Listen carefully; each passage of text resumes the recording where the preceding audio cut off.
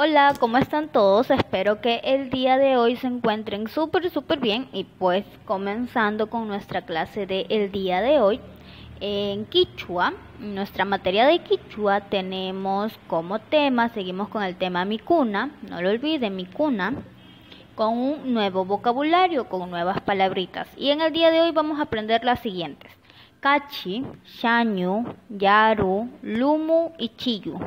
Repitamos: Cachi, Shañu, Yaru, Lumu y Chiyu.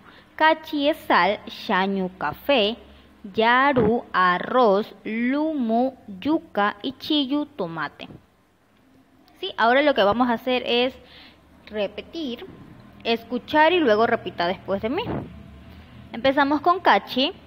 Cachi, sal, cachi, sal. Muy bien, cachi, sal. Tenemos la siguiente palabra, shañu, café, shañu, café. Yaru, arroz, yaru, arroz. Lumu, yuca, lumu, yuca.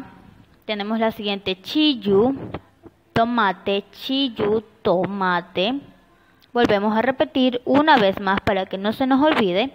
Y estamos con cachi, sal, cachi, sal, muy bien. Shañu, café, shañu, café. Siguiente, yaru, arroz, yaru, arroz, muy bien.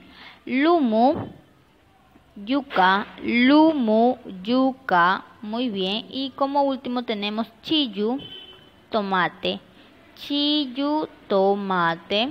Muy bien, ya hemos aprendido el vocabulario: cachisal, shañu café, yaru arroz, lumu yuca y chiyu tomate, ¿verdad?